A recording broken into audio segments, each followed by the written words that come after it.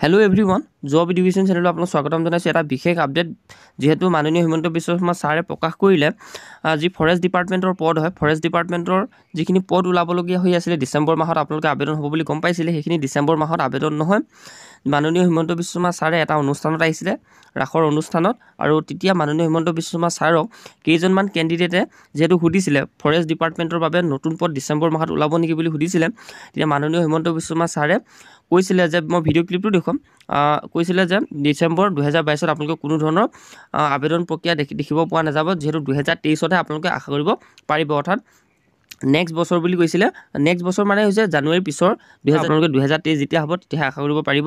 অৰ্থাৎ জানুৱাৰী বুলি ক'ব নোৱাৰি জানুৱাৰী যিখিনি জানুৱাৰী ফেব্ৰুৱাৰী কোনোবা এটা মাহতে আপোনালোকে 2023 ৰ আবেদন প্ৰক্ৰিয়া আৰম্ভণি হ'ব ভিডিও ক্লিপটো চাব আপোনালোকে শেষলৈকে আৰু এই কাৰণে বনোৱা হৈছে যাতে আপোনালোকে যদি প্ৰিপাৰেচন কৰি আছে ফৰেষ্ট ডিপাৰ্টমেন্টৰ কাৰণে আৰু অলপ সময় পাই গ'ল আৰু আপোনালোকে প্ৰেক্টিছ বা প্ৰিপাৰেচন কৰিব লাগিব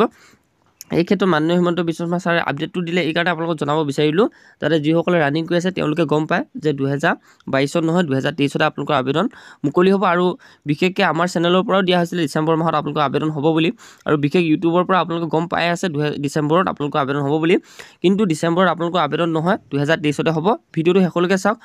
ভিডিও ক্লিপটো মই আপোনালোকৰ মাজত দেখুৱাই দিছো গম পাব মানে কি আমি ধাৰ হৈ আছো মানে আমি একদম জছত আছো ও মানে তৰে দৌৰিব জছত আছো আচ্ছা তো পুৰা ধাৰ লাগি আছে ডিসেম্বৰ মাহতে ওলাই ডিসেম্বৰ নোলাব অহা বছৰ ফৰেষ্টত ওলাব আমি ৰাখছুৱাই নাই এই কাৰণে মানে দৌৰৰ কাৰণে আমি ৰাখছুৱা নাই ৰাতিপুৱা ধাৰ হৈ থাকক পুৰা একদম ধাৰাই থাকো ধাৰ মানে ইটো ধাৰ বুলি ভাবি